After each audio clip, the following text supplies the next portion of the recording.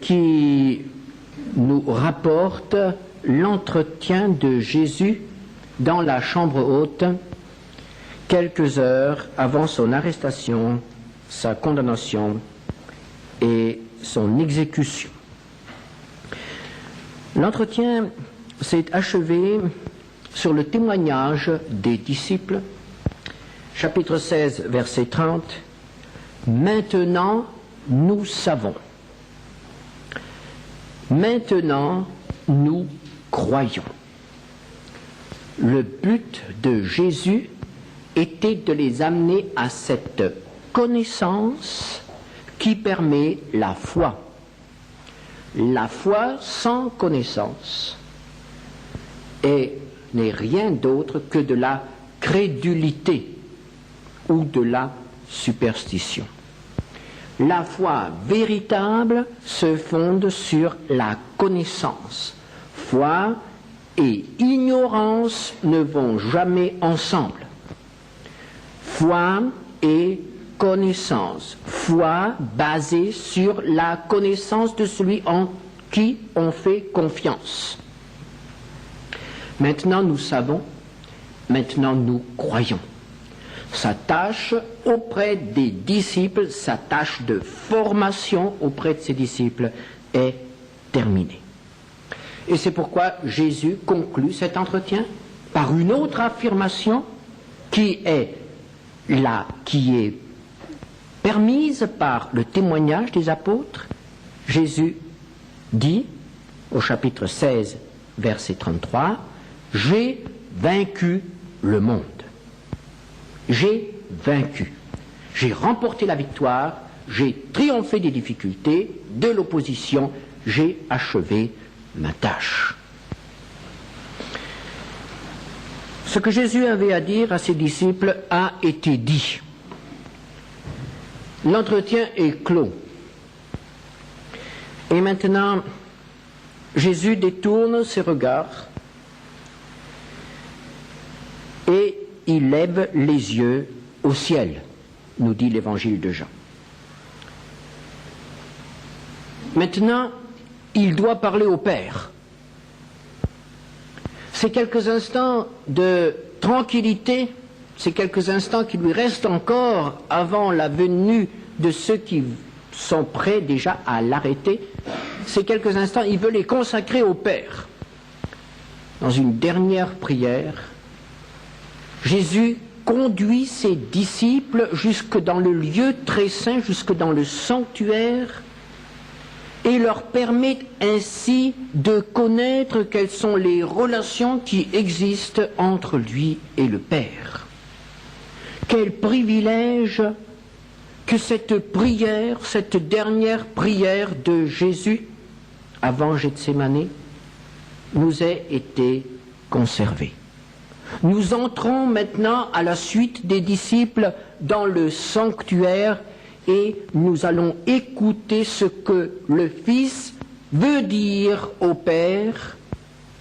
Cette prière qui est comme le testament spirituel de Jésus, comme le condensé de tout son enseignement et de toute son œuvre, cette magnifique prière si riche qu'il est impossible d'épuiser tous les enseignements qu'elle contient.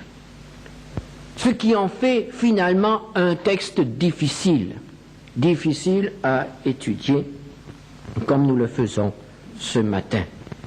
Et c'est pourquoi nous ne pourrons pas suivre ce texte verset par verset, mais nous serons obligés de diviser ce texte en 3 thèmes. Ce que Jésus dit de lui au Père, ce qu'il dit de ses disciples et ce qu'il demande pour ses disciples. Que dit Jésus de lui-même au Père? Chapitre 17, verset 1er. Père, l'heure est venue. Glorifie ton Fils, afin que ton Fils te glorifie. L'heure est venue. Cette heure qui est signalée tout au long de l'évangile de Jean frappe maintenant. L'heure de passer de ce monde au Père. L'heure est venue.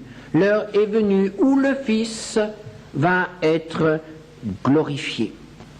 Et il révèle maintenant ces relations intimes qui l'unissent au Père. Au verset 5, quelle est cette gloire que Jésus demande au Père? Ce n'est pas une gloire qui vient des hommes, ce n'est pas une gloire qui peut être comprise et appréciée par les hommes, ce n'est même pas une gloire qui peut être perçue par les hommes. Les hommes verront un condamné conduit au supplice, à l'opprobre suprême. Et Jésus nous dit, c'est le moment où le Fils va être glorifié, où il va reprendre cette gloire qu'il avait auprès du Père. Verset 5, Père, glorifie-moi auprès de toi-même de la gloire que j'avais auprès de toi avant que le monde fût. Dans la vie de Jésus, il y a un avant. Aucun homme ne peut parler ainsi. Il n'y a pas eu d'avant dans notre vie. Notre vie commence au moment de notre naissance. Il n'y a rien eu avant. Il n'y a pas de préexistence. Nous n'avons pas existé quelque part dans l'univers et nous n'avons pas non plus existé dans une vie antérieure à celle-ci. Chez nous, chez tous les hommes, il y a un commencement. Il n'y a pas d'avant. Jésus est différent de nous parce qu'avant sa naissance, il existait déjà. Il y a un avant. Et cet avant se situe bien en dehors du temps. Avant que le monde fût, avant la création, avant le début de l'histoire de l'univers, avant le commencement du temps. C'est ce qui distingue le Fils de tout ce qui a été créé. Il n'est pas créé, il était avant. Au verset 8, ils ont vraiment connu que je suis sorti de toi. Le Fils n'a pas été créé par le Père. Le Fils est une émanation du Père. Le Fils est sorti du Père. Le Fils était dans le Père, il est sorti du Père. Sans rompre l'unité, sans qu'il y ait de séparation entre eux, deux personnes distinctes, mais deux personnes profondément unies. Chapitre 17, verset 21, afin que tous soient un, comme toi, Père, tu es en moi, et comme je suis en toi. Un. C'est un mystère que nous ne pouvons pas comprendre, que nous pouvons encore moins expliquer. C'est le mystère de la divinité. L'heure est venue où le Fils peut retrouver cette unité parfaite, la gloire qu'il avait avant la fondation du monde. Au verset 3, Jésus continue à parler de lui-même et il faut souligner quelque chose qui est absolument unique dans les évangiles. Verset 3, toi le seul vrai Dieu et celui que tu as envoyé, Jésus-Christ. Nous avons là l'unique mention du nom Jésus-Christ ensemble dans tous les évangiles et dans la bouche de Jésus. Jésus, à plusieurs reprises, en parlant de lui-même, a employé le titre de Fils de l'homme, qui est équivalent de celui du Christ. Il a aussi parlé du Christ. Il a accepté que les disciples reconnaissent en lui qu'il est le Christ. Jésus a donc accepté d'être appelé Christ. Jésus a accepté d'être appelé Fils de l'homme. Mais jamais dans sa bouche, tout au moins d'après ce qui nous est rapporté dans les évangiles, jamais dans sa bouche il y a eu l'association Jésus-Christ. Christ signifie le Messie. Donc Jésus se nomme ici, Jésus emploie le titre de Jésus le Messie. Jésus le Messie. Il s'attribue donc ce titre qui est le contenu de l'espérance d'Israël. Il dit ici devant le Père, je suis celui qui a été annoncé par les prophètes. Je suis celui qu'Israël attend. Il n'y en a pas d'autre. Il n'y en a pas eu avant moi, il n'y en aura pas après moi. Je suis le Christ.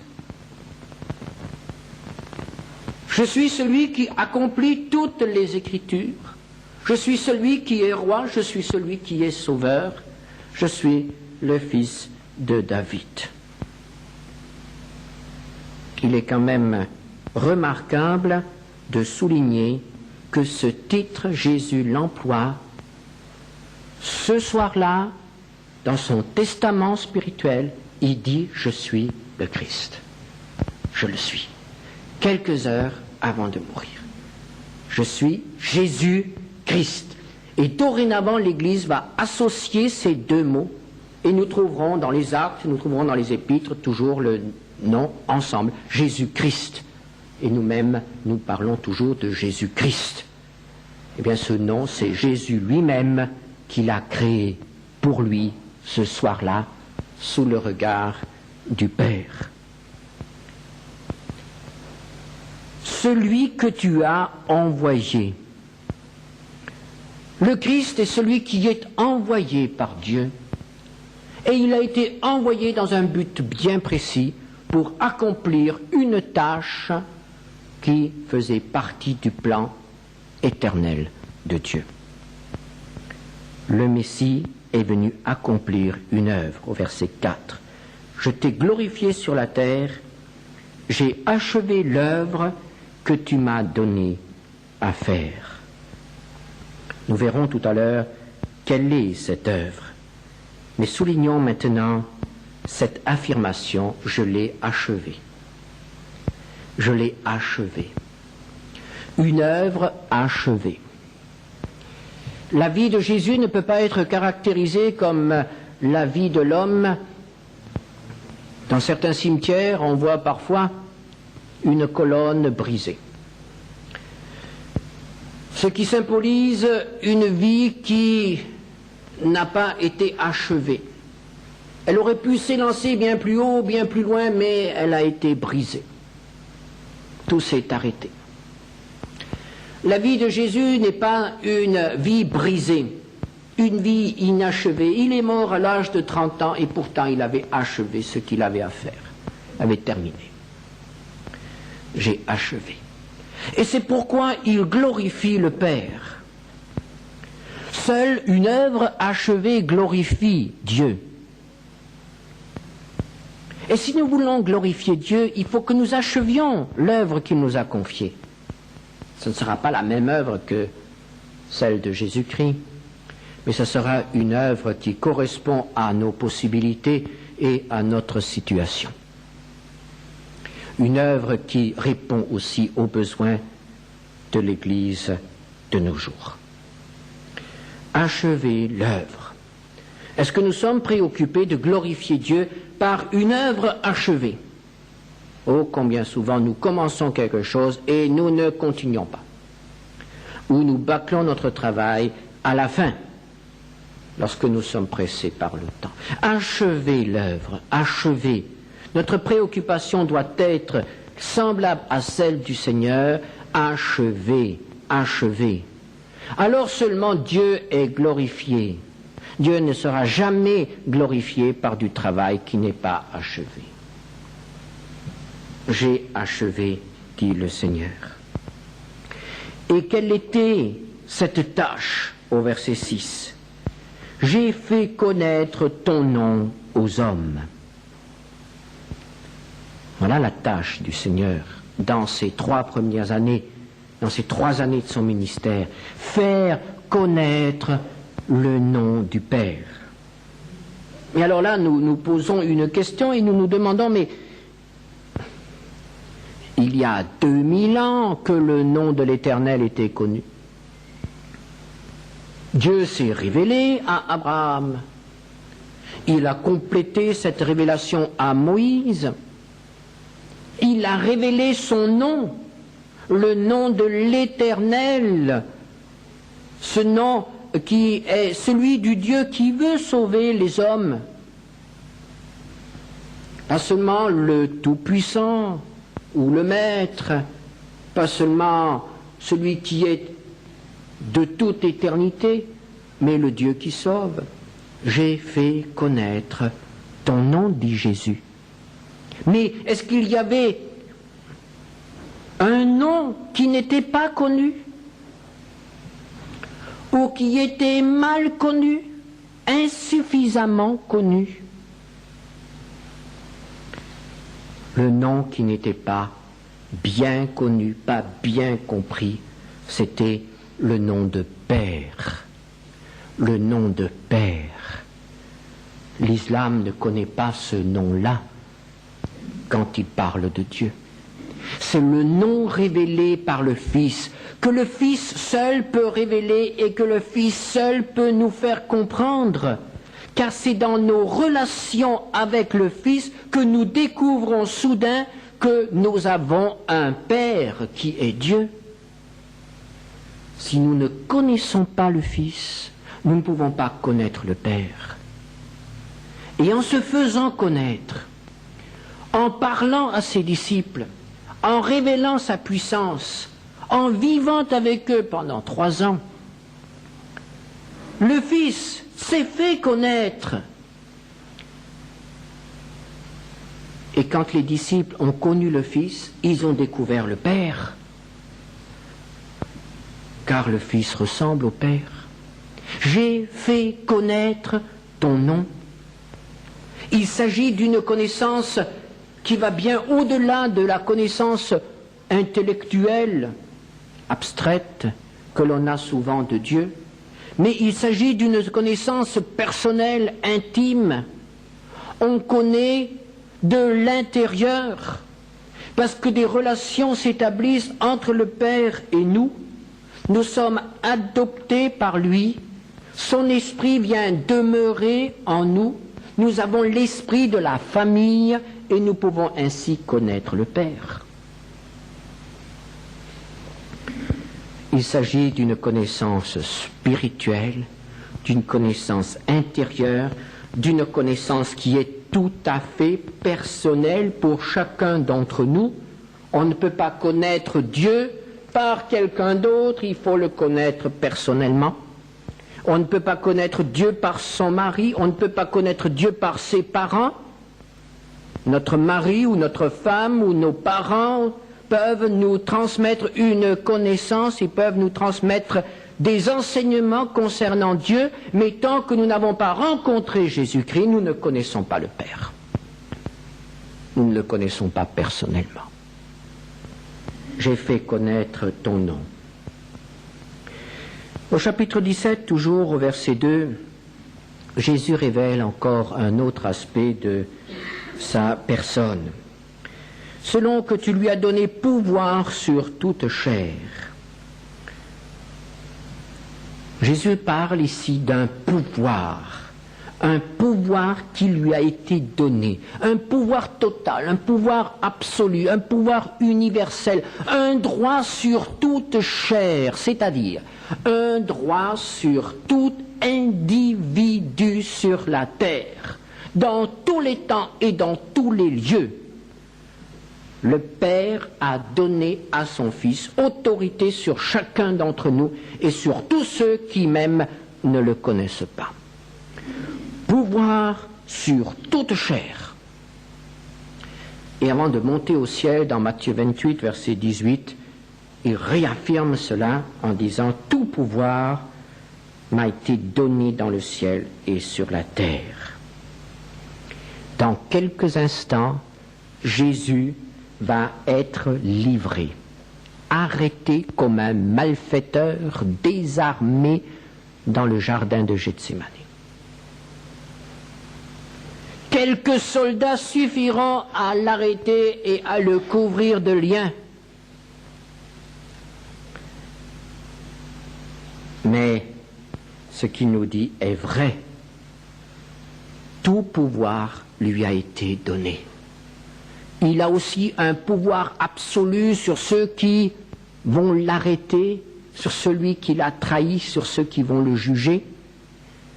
Pilate lui dira « Mais sais-tu à qui tu parles? Ne sais-tu pas que j'ai le pouvoir de te libérer ou de te faire crucifier ?» Et Jésus lui répondra « Tu n'aurais aucun pouvoir, tu n'aurais aucune autorité si tu ne l'avais reçu. » Quelle leçon! Il est si facile pour le cœur de l'homme de croire qu'il a un pouvoir quelconque. Mais souvenons-nous, il y a au-dessus de nous quelqu'un qui a tout pouvoir sur nous. Mais quand il est question de pouvoir, quand il est question de puissance, il faut aussi savoir dans quel but ce pouvoir va être exercé. Comment cette puissance va se manifester? Dans quel but le Père a-t-il donné tout pouvoir au Fils? Dans quel but? Au verset 2, afin qu'il accorde la vie éternelle. C'est dans ce but qu'il a le pouvoir. Ce n'est pas un pouvoir destructeur. C'est un pouvoir sauveur. Le pouvoir que le Fils exerce sur tout homme est un pouvoir qui doit le conduire, qui a en vue le salut de tout homme. Car Jésus est sauveur. Et pour être sauveur, il faut être puissant. Un sauveur impuissant, un sauveur désarmé n'est plus un sauveur. Et bien que Jésus va être livré tout à l'heure et crucifié, bien que Jésus apparaisse dans l'Apocalypse comme l'agneau, l'animal sans pouvoir, le symbole de l'innocence et de la fragilité, de la gentillesse. Bien que le Fils apparaisse ainsi sous ce symbole, il est, malgré tout, celui qui a tout pouvoir en vue du salut. Nous avons un Sauveur tout-puissant. Voilà ce que le Seigneur dit de lui-même. Que va-t-il nous dire de ses disciples? Tout d'abord, au verset 7, il va constater qu'ils ont connu. Maintenant, ils ont connu que tout ce que tu m'as donné vient de toi. Il note tout d'abord qu'ils ont maintenant la connaissance. Ils ont compris quelque chose, ils ont reçu quelque chose, ils ont connu. Qu'est-ce qu'ils ont connu? Ils ont connu, au verset 8, les paroles que tu m'as données. Jésus leur a parlé. Jésus a souvent insisté sur le fait que ce qu'il leur disait, il le disait de la part du Père. Ces paroles de Dieu. Cette parole de Dieu, ils l'ont reçue. Jésus leur a donné les paroles du Père. Verset 8, qu'ont-ils connu encore? Ils ont connu que je suis sorti de toi. Ils ont connu l'origine de celui qui a vécu avec eux. Ils ont compris qu'il n'est pas un homme comme les autres. Ils ont compris qu'il est le Fils incarné. Au verset 25, qu'ont-ils connu encore? Ils ont connu que tu m'as envoyé. Envoyé par le Père pour accomplir une tâche. Et au verset 26, ils ont connu ton nom. Et nous retrouvons maintenant le but de l'œuvre de Jésus. Faire connaître ton nom.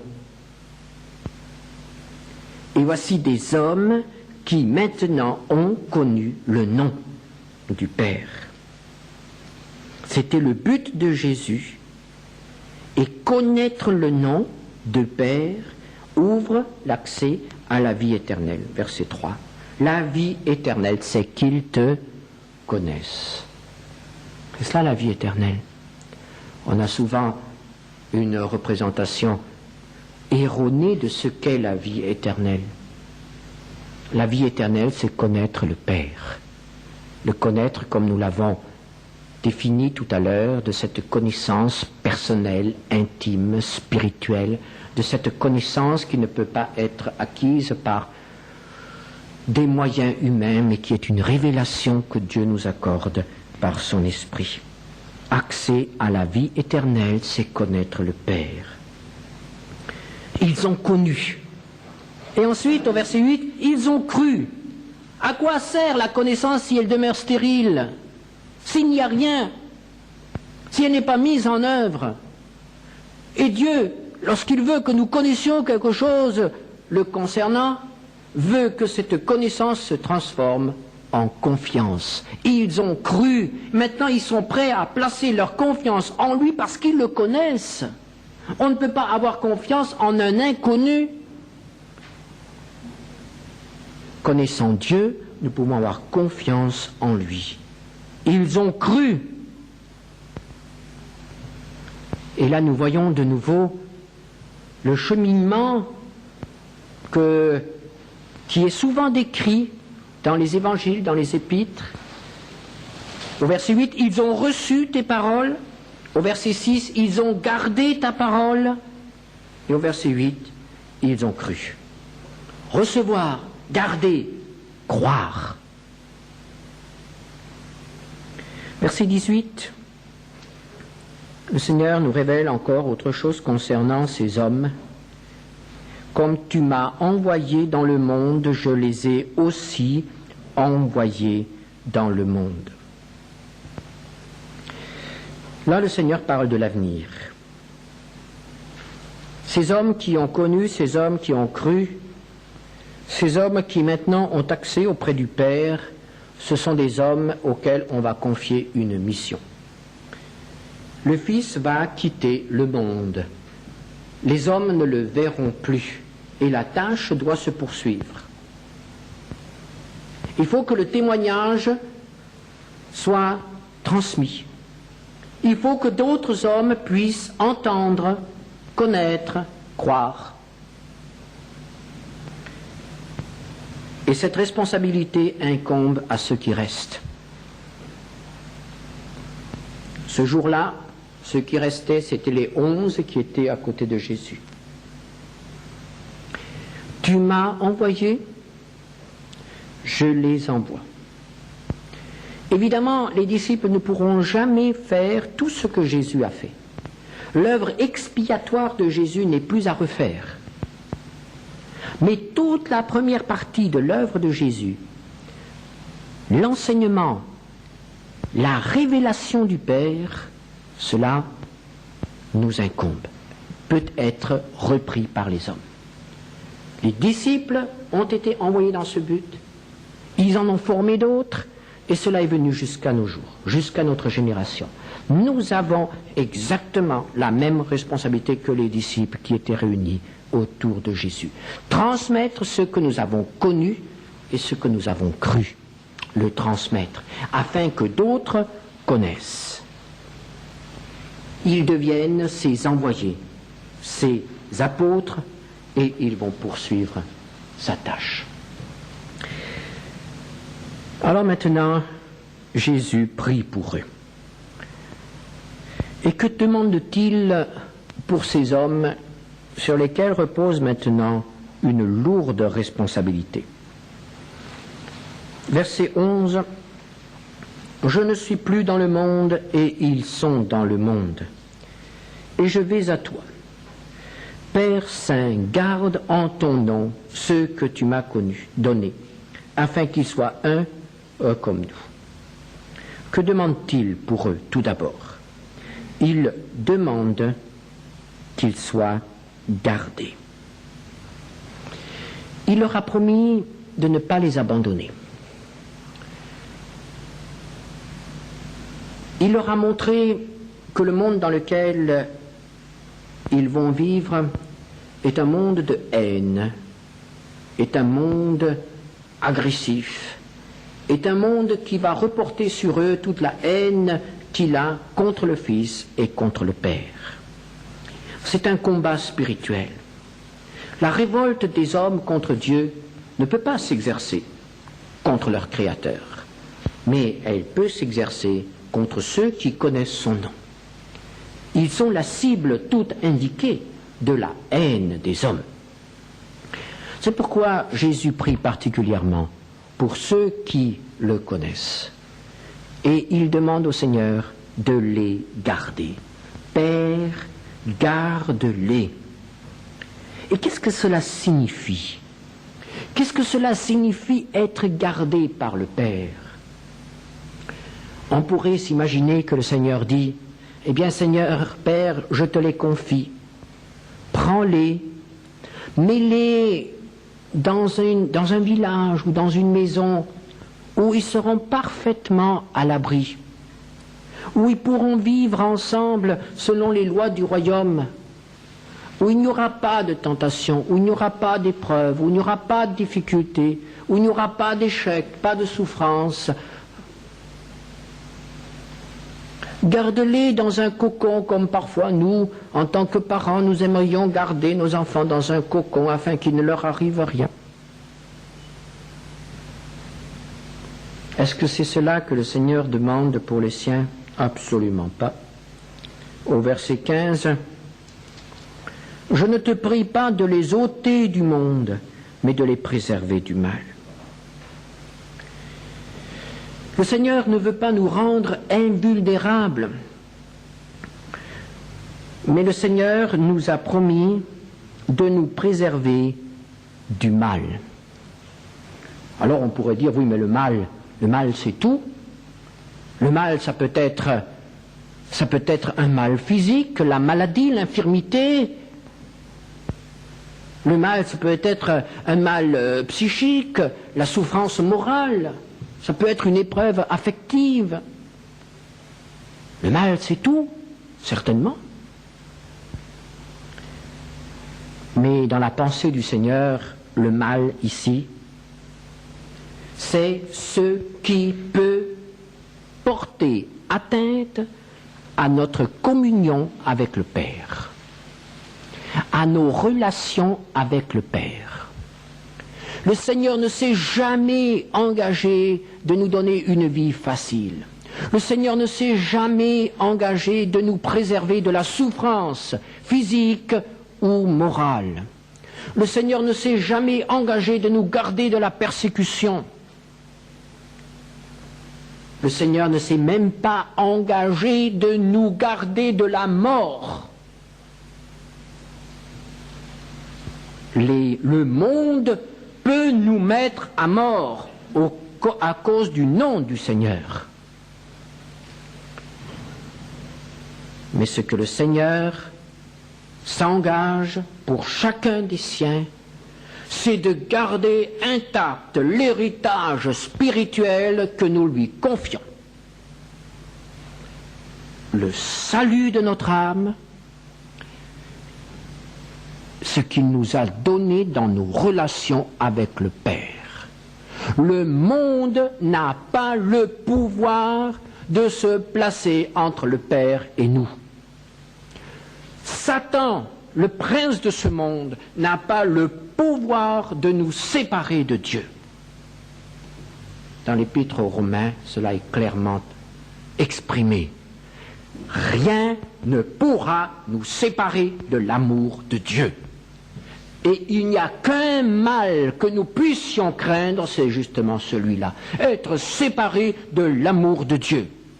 Et tout le reste, c'est passager, c'est temporel, c'est terrestre, cela n'a pas, en dernier recours, d'importance. Alors il ne faut pas que nous nous trompions. Il faut que nous sachions ce que le Seigneur s'est engagé pour nous, afin que nous ne puissions jamais faire de reproche au Seigneur, en lui disant « Seigneur, je rencontre l'insuccès dans mes affaires, pourtant tu m'as promis de me bénir.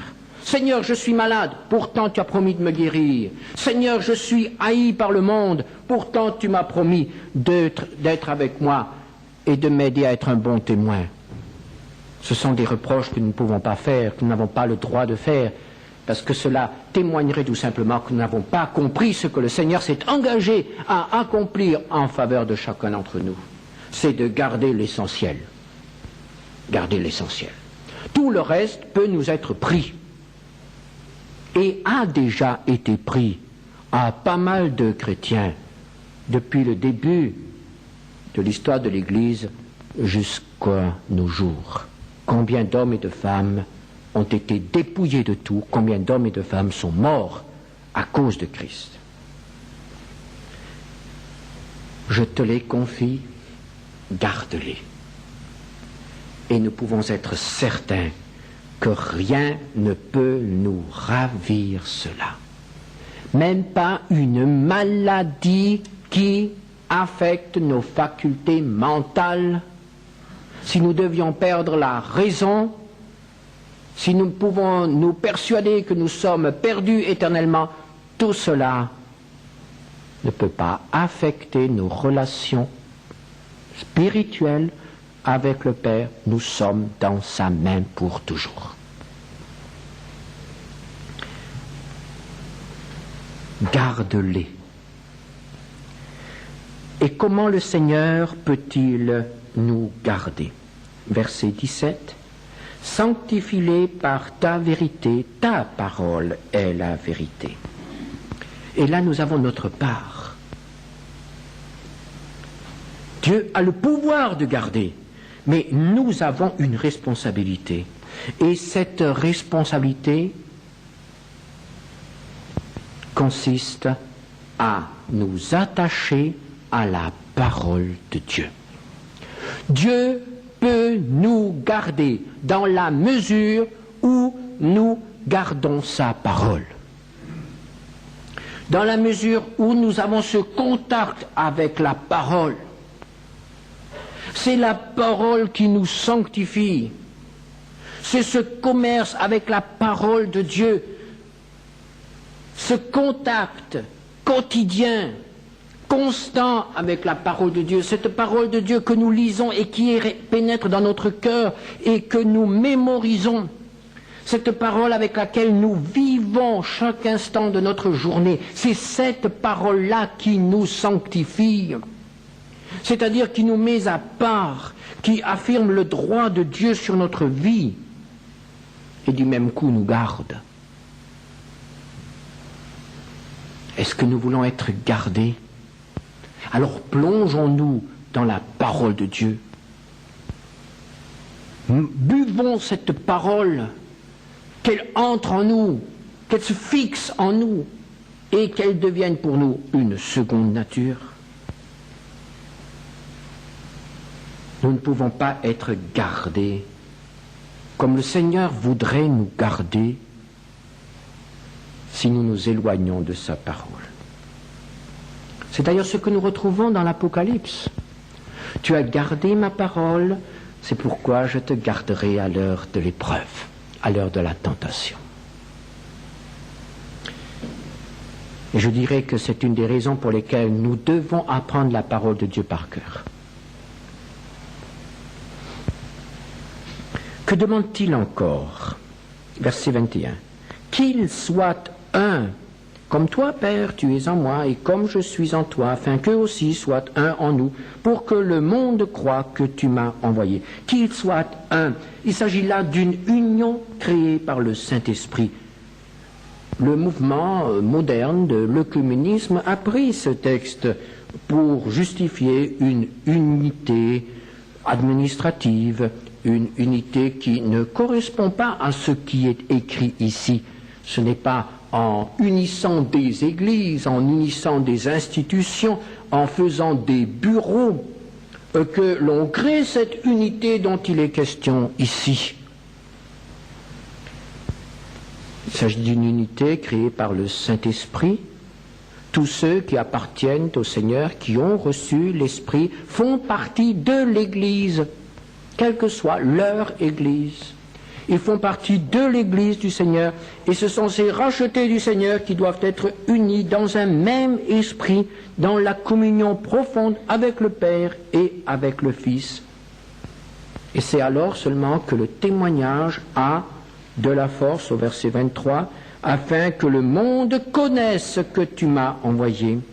Et au verset 21, afin que le monde croie que tu m'as envoyé. Et là, nous avons certainement aussi un très grand rôle à jouer. Il faut que nous sachions que nous sommes un dans le Seigneur et que nous vivions cette unité dans le Seigneur afin que le monde ait l'occasion de voir un modèle de vie différent à celui dont il est habitué, à celui qui est spirituel, plutôt que tous les modèles qui peuvent être inventés par les hommes et qui sont voués à l'échec. L'unité des enfants de Dieu. Et enfin, la dernière requête au verset 24. Père, je veux que là où je suis, ceux que tu m'as donnés soient aussi avec moi, afin qu'ils voient ma gloire, la gloire que tu m'as donnée, parce que tu m'as aimé avant la fondation du monde. Et si vous lisez les évangiles, vous trouverez que nous sommes de nouveau devant quelque chose de tout à fait unique. Tout à l'heure, ce qui était unique, c'était l'association de Jésus et de Christ, Jésus-Christ. Ici, ce qui est unique, c'est le « je veux ». Je veux. Pourtant, cette expression n'est pas rare dans notre bouche. Elle a été unique dans la bouche de Jésus dans ses relations avec son Père. Jésus n'a dit qu'une seule fois, en s'adressant au Père, « Je veux ». Tout à l'heure, dans le jardin de Gethsémani, il dira non pas ce que je veux, mais ce que tu veux. Et c'est ainsi qu'il a vécu toute sa vie d'homme sur terre. Sa volonté a toujours été absolument soumise à la volonté du Père. Mais ici, ces dernières paroles, presque ces dernières paroles en présence de ses disciples, dans cette dernière prière officielle, ont été pour exprimer cette volonté. L'unique, la dernière volonté de celui qui va mourir. Quelle est cette dernière volonté que le Père va respecter? Évidemment. Cette dernière volonté, c'est que les siens soient pour toujours avec lui. C'est que les siens aient part à sa gloire. Nos regards peuvent plonger dans le cœur de notre Sauveur et nous y découvrons un amour infini pour le Père et pour nous. Je veux qu'il soit avec moi. Et ce qu'il a demandé pour les 11 qui étaient à côté de lui ce soir-là, il a aussi demandé à travers eux pour nous. je veux qu'il soit avec moi. Et nous pouvons le dire, le prendre personnellement, chacun pour nous, et dire Seigneur merci, parce que c'est là ta dernière volonté. Avant de mourir, tu as demandé que je sois pour toujours avec toi. Et nous comprenons pourquoi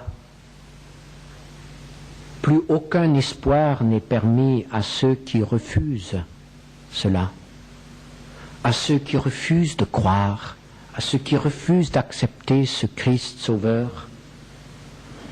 Aucun espoir n'est permis pour eux. Il n'y a pas de salut ailleurs. Le salut est en Jésus seul.